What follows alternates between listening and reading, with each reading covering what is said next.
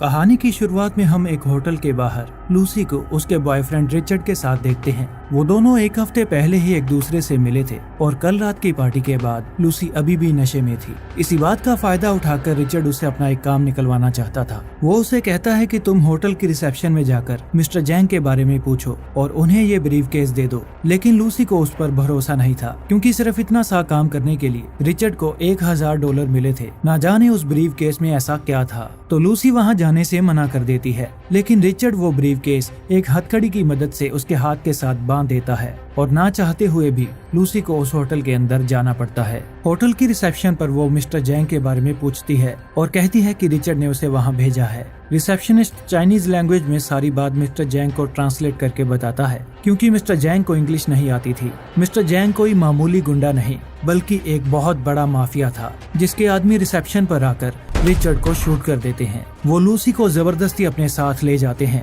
और कोई कुछ भी नहीं कर पाता, क्योंकि वो बहुत पावरफुल लोग थे। वो गुंडे उसे मिस्टर जैंग के रूम में ले जाते हैं, जहां मिस्टर जैंग कुछ लोगों को जान से मार रहा था। ये देखकर लूसी की हालत खराब हो जाती है। फिर मिस्टर जैंग लूसी के पास आता है और होटल के एक आदमी को फोन करता है, जो मिस्टर जैंग और लूसी की बात को ट्रांसलेट करेगा। लूसी कहती है कि ये सब रिचर्ड की वजह से हुआ है। ये बहुत बड़ी गलत फहमी है। मैं इस काम के बारे में कुछ नहीं जानती। मैं बेकसूर हूँ और अपनी जान की भीख मांगती है। पर लूसी की वहाँ एक नहीं चलने वाली थी। मिस्टर जैंग कहता है कि वो रिचर्ड पर भरोसा नहीं कर सकता। रिचर्ड पैसों के लिए कुछ भी कर सकता है। फिर मिस्टर जैंग लूसी को ब्रीफकेस खोलने के लिए एक कोड बताता है और खुद सामने वाले रूम में छुप जाता है। उसके सारे गुंडे भी बुलेट प्रूफ आर्मर शील्ड्स पकड़कर खड़े हो जाते हैं, क्योंकि उस ब्रीफकेस में बॉम्ब हो सकता है। पहले तो लूसी वो ब्रीफकेस खोलने से मना करती है, पर मिस्टर जैंग उस पर भड़क जाता है और उसे जान से मारने की धमकी देता है। तो लूसी को वो ब्रीफकेस खोलना पड़ता है, लेकिन खुशकिस्मती से उसमें बॉम्ब नहीं बल्कि प्लास्टिक के 4 पैकेट थे,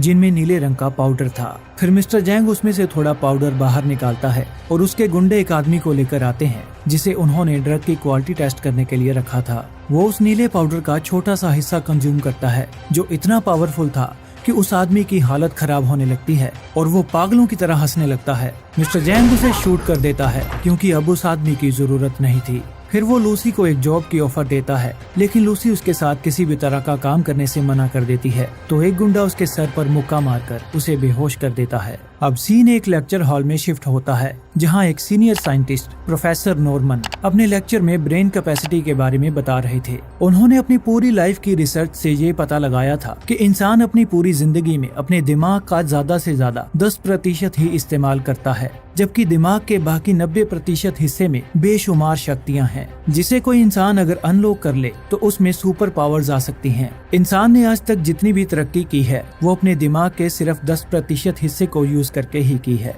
वो कहते हैं कि इंसान के मुकाबले बाकी जीव अपने दिमाग का 5% इस्तेमाल कर रहे हैं, जबकि डॉल्फिन्स अपने दिमाग का 20% यूज कर सकती है। इसलिए डॉल्फिन्स ने सोनार वेव्स को बनाया, जिसकी मदद से पानी के अंदर होने के बावजूद भी वो दूसरी डॉल्फिन्स को संदेश भेज सकती हैं, जो इंसान द्वारा बनाए गए सोनार सिस्टम से कहीं ज्यादा बेहतर है। अगर हालात कोशिकाओं के अनुकूल होते हैं तो वो प्रजनन करते हैं, और अगर हालात प्रतिकूल होते हैं तो कोशिकाएं अपनी मर्जी से काम करने लगती हैं और तबाही होने लगती है। फिर सीन शिफ्ट होता है और हम लूसी को होटल के एक रूम में देखते हैं। उसकी हालत कुछ ठीक नहीं लग रही थी। जब वो अपने पेट को देखती है तो उसके पेट पर पट्टी बंधी हुई थी, जिस पर खून लगा था, और उसके पास ऑपरेशन का सामान भी पड़ा था। फिर एक गुंडा उसे कपड़े पहनकर बाहर आने के लिए कहता है। वो बाहर आकर मिस्टर जैंग से पूछती है कि उसके पेट के साथ उन्होंने क्या किया है। तो उनका एक आदमी, जो एक अंग्रेज था, वो कहता है कि हमने तुम्हारा कोई बॉडी पार्ट नहीं निकाला, बस वो नीले ड्रग का पैकेट, जिसका साइंटिफिक नाम CPH4 है, वो तुम्हारे पेट में छुपा दिया है। वो बहुत पावरफुल ड्रग था, जिसकी इंटरनेशनल मार्केट में हैवी डिमांड थी, इसीलिए वो काफी कीमती भी था। वो उसे लूसी के जरिए दूसरी कंट्रीज में स्मगल करने वाले थे। लूसी के साथ 3 आदमी और थे, और उन तीनों के पेट में भी एक पैकेट था। वो सब लोग अलग अलग कंट्रीज में जा रहे थे, जहां मिस्टर जैंग के लोग उनका ऑपरेशन करके उस पैकेट को बाहर निकाल लेंगे और मार्केट में बेच देंगे। यही मिस्टर जैंग का बिजनेस था। मिस्टर जैंग के आदमी उन्हें धमकाते भी हैं कि अगर उन्होंने भागने की कोशिश की या पुलिस की मदद ली तो वो उनके पूरे परिवार को जान से मार देंगे। फिर वो उनके मुंह ढककर उन्हें ले जाते हैं। लूसी बहुत ज्यादा डरी हुई थी। वो किसी तरह अपने दिमाग को शांत रख रही थी। जब उसके मुंह से कपड़ा हटता है तो वो खुद को कंक्रीट के कमरे में पाती है। वहाँ एक गुंडा उसके साथ बदतमीजी करता है तो लूसी उसे धक्का मारकर मना करती है, जिससे वो गुंडा भड़क जाता है और वो गुस्से में लूसी के पेट पर जोरदार किक्स मारकर वहाँ से चला जाता है। लूसी के पेट से खून बहने लगा था और पेट में किक्स लगने की वजह से ड्रग का पैकेट फट चुका था, जो उसके खून में घुलने लगा था। वो इतना पावरफुल ड्रग था कि जिसके एक पार्टिकल ने मिस्टर जैंग के रूम में उस आदमी की हालत बुरी कर दी थी। तो ना जाने लूसी के साथ क्या होने वाला था। लूसी के शरीर में मानो हजारों वोल्ट्स का करंट दौड़ने लगा था। उसका अपनी बॉडी पर कोई कंट्रोल नहीं था। वो हवा में उड़ने लगी थी। उसकी बॉडी में ड्रग के विस्फोट हो रहे थे और नीले रंग का वो ड्रग लूसी के शरीर पर हावी हो रहा था, जो बहुत जबरदस्त एनर्जी प्रोड्यूस कर रहा था। उसकी आंखों का रंग पलक झपकते ही बदल रहा था। इस दौरान प्रोफेसर नॉर्मन बताते हैं कि अगर हमारा दिमाग 20% कैपेसिटी तक पहुंच जाए तो ये हमारे शरीर को पूरा नियंत्रण देगा, यानी कि हमारा दिमाग बुरे हालातों में भी बिल्कुल शांत हो जाएगा और हम सही समय पर सही फैसला ले पाएंगे। हमारे शरीर में 100 बिलियन से भी ज्यादा न्यूरॉन्स हैं, जिसमें से हम सिर्फ 15% ही यूज करते हैं। इंसान के शरीर में आकाश गंगा के तारों से भी ज्यादा कनेक्शंस हैं, लेकिन इतने बड़े नेटवर्क के 90% हिस्से को इंसान अब तक एक्सेस ही नहीं कर पाया है। 40% कैपेसिटी पर इंसान दूसरे लोगों को कंट्रोल कर सकता है और उसके बाद वो मेटल को भी कंट्रोल कर सकता है। इससे ज्यादा इन्फॉर्मेशन अभी प्रोफेसर नॉर्मन के पास भी नहीं थी। तब एक स्टूडेंट कहता है कि क्या होगा अगर इंसान अपने दिमाग का 100% अनलॉक कर ले। तो जवाब में प्रोफेसर कहते हैं कि मुझे कोई अंदाजा नहीं है कि क्या होगा। ड्रग की वजह से लूसी के ब्रेन न्यूरॉन्स एक्टिवेट हो गए थे और वो 20% कैपेसिटी पर पहुंच गई थी। उसका दिमाग पूरी तरह से शांत हो चुका था और वो गुंडों से निपटने के लिए भी तैयार थी। तभी एक गुंडा उस रूम में आता है। लूसी उसे अपनी ओर अट्रैक्ट करती है ताकि वो उसके जाल में फंस जाए, और ऐसा ही होता है। जब वो लूसी के पास आता है तो लूसी बड़े आराम से उसे सबक सिखा देती है और उसकी गन लेकर रूम से बाहर चली जाती है। वहाँ कुछ गुंडे खाना खा रहे थे, तब लूसी उन सबको शूट कर देती है। लूसी अपने शरीर को जिंदा रखने के लिए जल्दी जल्दी खाने लगती है, जैसे वो किसी मशीन में फ्यूल डाल रही थी। उसे एक गुंडे की बुलेट लग चुकी थी, लेकिन वो बिना किसी दर्द के वो गोली अपने हाथ से पकड़कर बाहर निकाल देती है, जो उसके लिए मानो एक मामूली बात थी। जैसा कि प्रोफेसर ने अपने लेक्चर में कहा था, अब उसका अपने शरीर पर पूरा नियंत्रण आ चुका था। फिर वो एक बैग में गन्स रखती है और एक कैब में बैठकर हॉस्पिटल की ओर जाने लगती है।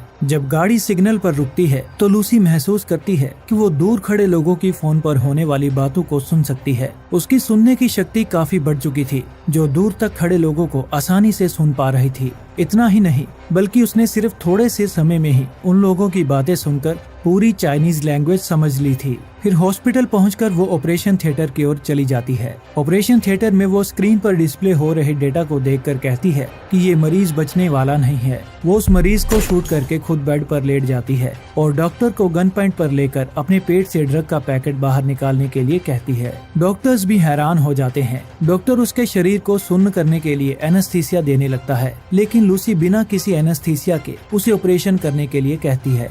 ऑपरेशन के दौरान वो अपनी माँ को फोन करती है और कहती है कि मुझे अपने बचपन के बारे में सब कुछ याद है। उसे अपने जन्म से लेकर अब तक वो हर चीज याद थी, जो किसी भी छोटे बच्चे के लिए याद रख पाना मुमकिन नहीं था। यहाँ तक कि उसे अपनी माँ के दूध का स्वाद भी याद था। लूसी कहती है कि वो सब कुछ महसूस कर सकती है। वो ग्रेविटी, धरती की रोटेशन और हवा को भी महसूस कर सकती है। फिर डॉक्टर वो पैकेट बाहर निकालता है, जो लगभग 500 ग्राम ही बचा था। बाकी का उसकी बॉडी में एब्जॉर्ब हो चुका था। डॉक्टर के पूछने पर लूसी बताती है कि इस ड्रग का नाम CPH4 है। तो ये सुनकर डॉक्टर भी हैरान हो जाता है। वो बताता है कि CPH4 बहुत ज्यादा पावरफुल ड्रग है, जो गर्भवती औरतें अपनी प्रेगनेंसी के 6ठे हफ्ते में बहुत कम मात्रा में प्रोड्यूस करती हैं, जिससे गर्भ में बच्चे की हड्डियों का निर्माण होता है। डॉक्टर हैरान था कि लूसी अब तक जिंदा कैसे है। तो लूसी कहती है कि मैं शायद ज्यादा देर तक जिंदा ना रहूं। इसके बाद लूसी अकेली ही मिस्टर जैंग के पास चली जाती है और उसके आदमियों को शूट करके वो बड़ी आसानी से मिस्टर जैंग तक पहुंच जाती है,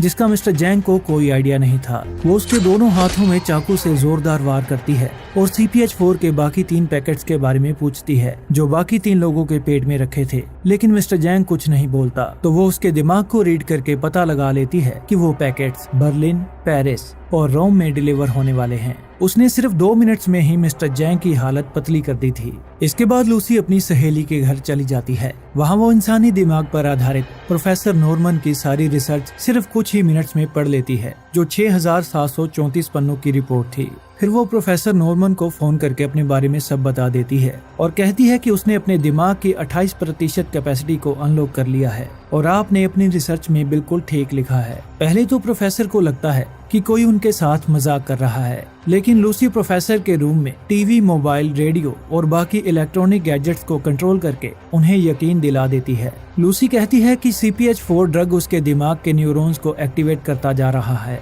जल्दी ही वो अपने दिमाग के 100% को अनलॉक कर सकेगी, लेकिन उसे पता नहीं कि वो कब तक जिंदा रहेगी। फिर वो कहती है कि उसे दर्द महसूस नहीं होता, उसकी इच्छाएं मिट चुकी हैं। वो सारी चीजें जो इंसान को इंसान बनाती हैं, उसके अंदर से सब खत्म हो चुकी हैं। प्रोफेसर उसकी हालत समझ सकते थे, इसीलिए वो लूसी को वही करने के लिए कहते हैं जो कुदरत का बुनियादी नियम है, यानी जो सीखा गया है वो आगे दिया जाए। उनकी बातों से लूसी को क्लू मिल जाता है और वो 12 घंटों बाद उनसे मिलने के लिए कहती है। अब उसे CPH4 के बाकी 3 पैकेट्स को किसी तरह हासिल करना था। अपनी खबर टीवी पर देखकर वो एक पल में अपना हुलिया बदल लेती है। फिर वो एक पुलिस ऑफिसर डेलियो को यूरोप में होने वाले CPH4 ड्रग की तस्करी के बारे में इंफॉर्मेशन देती है। लूसी की काफी पावर्स एक्टिवेट हो चुकी थी, जो एक नजर में ही पुलिस के कुत्ते को कंट्रोल कर लेती है, जो उसे पहचान चुका था। वो डेलरियो की स्क्रीन पर उन तीनों की फोटोज भी शेयर करती है जिनके पेट में ड्रग्स छुपाए गए थे। डेलरियो भी ये सब देखकर काफी हैरान था। फिर लूसी फ्लाइट में बैठकर डेलियो के पास जाने लगती है। लूसी की इंफॉर्मेशन से बर्लिन, पेरिस और रोम में उन लोगों को पकड़ लिया जाता है। फ्लाइट में लूसी बहुत ही तेज स्पीड में अपनी रिसर्च कर रही थी, ताकि वो समय की शुरुआत से लेकर अब तक सारी इंफॉर्मेशन इकट्ठी करके प्रोफेसर को दे सके। इस दौरान वो 40% तक पहुंच चुकी थी। उसके शरीर के सेल्स खुद को कंट्रोल नहीं कर पा रहे थे और जब हालात अनुकूल नहीं होते तो सेल्स अपनी मर्जी से काम करने लगते हैं और विनाश शुरू हो जाता है। लूसी के दांत गिरने लगते हैं और उसकी बॉडी हवा में गायब होने लगती है, जिस पर उसका कोई कंट्रोल नहीं था। वो किसी तरह टॉयलेट में चली जाती है और अंदर से दरवाजा बंद कर लेती है। उसका चेहरा एक तरफ लटक जाता है, तो अपने आप को बचाने के लिए वो CPH4 खाने लगती है ताकि वो किसी तरह जिंदा रह सके। पहले तो वो ठीक होने लगती है, लेकिन बाद में एक विस्फोट से उसके लाखों कण हवा में फैल जाते हैं। फिर हम एयरपोर्ट पर डेलियो को देखते हैं। डॉक्टर्स उसे लूसी का सामान देते हैं, जो एयरपोर्ट के हॉस्पिटल में बेहोश पड़ी थी। लूसी अब 50% कैपेसिटी पर पहुंच चुकी थी। जब वो अपने कमरे से बाहर आती है तो डेलियो अपनी टीम के साथ उसे पकड़ने के लिए आता है, लेकिन लूसी सिर्फ अपने हाथ के इशारे से ही उन सभी को सुला देती है और डेलियो की गन की मैगजीन खाली कर देती है। डेलियो समझ नहीं पाता कि आखिर ये हुआ क्या है। लूसी उससे CPH4 के पैकेट्स मांगती है जो उन आदमियों के पेट में रखे थे, पर पुलिस वाले उन तीनों को ऑपरेशन के लिए हॉस्पिटल ले गए थे, तो लूसी उसकी कार में बैठकर हॉस्पिटल जाने लगती है। डेलरियो लूसी की सुपर पावर्स को लेकर टेंशन में था, लेकिन लूसी कहती है कि उसे फिक्र करने की जरूरत नहीं है, वो अपनी पावर्स का मिसयूज नहीं करेगी। हॉस्पिटल के बाहर मिस्टर जैंग का एक आदमी उन तीनों लोगों की निगरानी कर रहा था, जो फोन करके मिस्टर जैंग को सारी बात बता देता है। अब लूसी मोबाइल के नेटवर्क को अपनी आंखों से देखने लगी थी और अपने हाथों से उन्हें कंट्रोल करके वो मिस्टर जैंग की अपने आदमी के साथ चल रही बात को गाड़ी के रेडियो में सुनने लगती है। मिस्टर जैंग अपने आदमियों को किसी भी तरह CPH4 के पैकेट्स पुलिस की हिरासत से वापस लाने के लिए कहता है, चाहे इसके लिए उन्हें कुछ भी करना पड़े। इससे पहले कि मिस्टर जैंग के आदमी CPH4 के पैकेट्स ले जाएं, लूसी का वहां पहुंचना बहुत जरूरी था। इसीलिए लूसी खुद गाड़ी ड्राइव करने लगती है। इससे पहले उसने कभी ड्राइव नहीं की थी, लेकिन वो गाड़ी ऐसे ड्राइव कर रही थी जैसे उसके लिए ये कोई वीडियो गेम हो। उसकी ड्राइविंग देखकर डेलियो भी बहुत डर गया था। इस दौरान मिस्टर जैंग के आदमी सभी पुलिस वालों को शूट कर देते हैं और उन तीनों के पेट से CPH4 के पैकेट्स निकालने लगते हैं। जब एक पुलिस ऑफिसर से उन गुंडों का शूट आउट होता है तो लूसी वहां पहुंच जाती है। मिस्टर जैंग का एक आदमी किसी तरह 2 पैकेट्स को ब्रीफ केस में रखकर रूम से बाहर आ जाता है। लूसी उससे वो ब्रीफ केस मांगती है, लेकिन वो लूसी को शूट करने के लिए अपने आदमियों से कहता है। अब तक लूसी 60% तक पहुंच चुकी थी और वो दूसरे लोगों को कंट्रोल करने लगी थी। वो उस गुंडे के सामने एक अदृश्य दीवार बना देती है और बाकी लोगों को एक एक करके हवा में उड़ा देती है। वो बड़ी आसानी से ब्रीफकेस हासिल कर लेती है और तीसरा पैकेट भी उस आदमी के पेट से निकाल लेती है। लूसी गाड़ी में बैठकर प्रोफेसर नॉर्मन के पास जाने लगती है और रास्ते में मिस्टर जैंग उसे देखकर समझ जाता है कि ड्रग्स के पैकेट्स लूसी ने हासिल कर लिए हैं। प्रोफेसर नॉर्मन यूनिवर्सिटी आ चुके थे, जहां वो लैब में अपनी टीम और कंप्यूटर्स के साथ तैयार थे ताकि वो लूसी की ब्रेन कैपेसिटी पर एक्सपेरिमेंट कर सकें। इस दौरान मिस्टर जैंग और उसके आदमी भी उनकी गाड़ी का पीछा करके यूनिवर्सिटी पहुंच चुके थे। वो आदमी कहता है कि लूसी एक चुड़ैल है जिसे मारना बहुत ज्यादा मुश्किल है। मिस्टर जैंग कहता है कि ये मुझे पता है और मैं उसे खुद मारूंगा। वो अपने सारे आदमियों को हमला करने के लिए तैयार करने लगता है। लूसी उनकी बातें सुन लेती है और डेलियो को उसे प्रोटेक्ट करने के लिए कहती है ताकि वो अपना एक्सपेरिमेंट शांति से कर सके। फिर लूसी प्रोफेसर को सेल्स के काम करने के तरीके के बारे में बताने लगती है। वो कहती है कि नेचर के काम करने का तरीका इंसान की कैलकुलेशन से काफी ज्यादा अलग है। हमारे शरीर में असीमित शक्तियां हैं और हम सिर्फ अपने सेल्स को कंट्रोल करके बहुत कुछ अचीव कर सकते हैं। प्रोफेसर नॉर्मन पूछते हैं कि अगर संसार इंसान की कैलकुलेशन के बेसिस पर नहीं चलता तो फिर कैसे चलता है और हमारी कैलकुलेशंस गलत कैसे हैं। तो लूसी कहती है कि अगर एक कार को बहुत स्पीड से चलाओ तो एक समय ऐसा आएगा कि वो कार नजर नहीं आएगी। इसका मतलब ये नहीं कि अगर वो दिखाई नहीं दे रही तो उसका कोई अस्तित्व नहीं है। ऐसी बहुत सी चीजें मौजूद हैं जो इंसान की कल्पना से दूर हैं, लेकिन उनका अस्तित्व मौजूद है। समय सबके अस्तित्व का आधार है, बिना समय कुछ भी अस्तित्व में नहीं है। तभी मिस्टर जैंग वहां अटैक शुरू कर देता है और डेलियो अपनी टीम के साथ डिफेंड करने लगता है। लूसी अपने दिमाग के 100% को अनलॉक करने के लिए सारा CPH-4 अपनी बॉडी में इनटेक करने के लिए तैयार हो जाती है। फिर सारे कंप्यूटर्स और कैमरास के सेटअप को रेडी कर दिया जाता है। प्रोफेसर नॉर्मन परेशान थे क्योंकि उन्हें लगता है कि इंसान अभी इतनी बड़ी इंफॉर्मेशन के लिए तैयार नहीं है, कहीं इस इंफॉर्मेशन का गलत यूज ना हो जाए। तो लूसी कहती है कि सही इंफॉर्मेशन हमेशा सही फैसला लेना सिखाएगी। वो एक कंप्यूटर बनाकर सारी इंफॉर्मेशन उसमें स्टोर करेगी और सिंपल लैंग्वेज में उस तक पहुंचने का तरीका भी बताएगी, जो एवोल्यूशन से रेवोल्यूशन तक ले जाएगा। बाहर डेलियो और मिस्टर जैंग के बीच शूट आउट चल रहा था जिसमें काफी नुकसान हो रहा था। फिर लूसी CPH-4 को कंज्यूम करने लगती है और उसके अंदर बेशुमार ताकत आ जाती है। अब वो 70% तक पहुंच चुकी थी। वो उस लैब में पड़े सारे मेटल के डिवाइसेस, कंप्यूटर्स और एनर्जी की मदद से एक सुपर कंप्यूटर बनाना शुरू कर देती है ताकि उसमें वो अपनी सारी इंफॉर्मेशन स्टोर कर सके।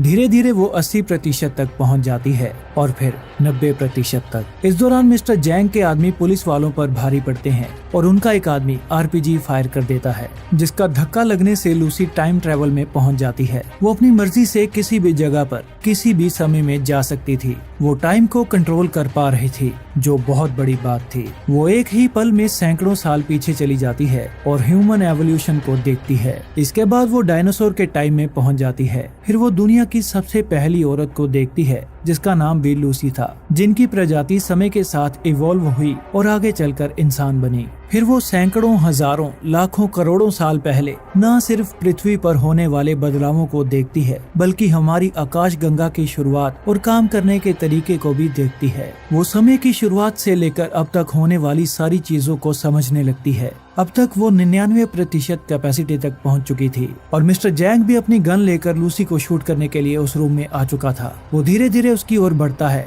और उस पर अपनी गोलियां चलाने लगता है, लेकिन लूसी अपने दिमाग की 100% कैपेसिटी तक पहुंच चुकी थी और वो वहां से गायब हो जाती है। बचते हैं तो सिर्फ उसके कपड़े। तो मिस्टर जैंग प्रोफेसर नॉर्मन पर चिल्लाने लगता है और पीछे से डेलियो वहां आ जाता है, जो मिस्टर जैंग को शूट कर देता है। फिर लूसी प्रोफेसर नॉर्मन को एक पेन ड्राइव देती है जिसमें उसने सृष्टि की शुरुआत से लेकर अब तक की सारी इंफॉर्मेशन स्टोर कर दी थी। जैसे ही प्रोफेसर वो पेन ड्राइव रिसीव करते हैं, लूसी का कंप्यूटर बिखर जाता है और जब डेलियो प्रोफेसर से पूछता है कि लूसी कहाँ गई, तो लूसी उसके मोबाइल पर मैसेज करती है कि आई एम एवरीवेयर, मतलब कि मैं हर जगह हूँ। प्रोफेसर समझ चुके थे कि लूसी ठीक उसी तेज रफ्तार गाड़ी की तरह बन चुकी है जो हमें दिखाई नहीं देती, लेकिन वो एग्जिस्ट करती है। फिर लास्ट में लूसी कहती है कि अरबों साल पहले हमें जीवन दिया गया था, हमने इसके साथ क्या किया। और ये मूवी यहीं पर खत्म होती है। आई होप ये वीडियो आपको अच्छी लगी होगी, तो वीडियो को लाइक करें, हमारे चैनल को सब्सक्राइब करें और इस कहानी के बारे में कमेंट्स में अपने व्यूज जरूर बताएं।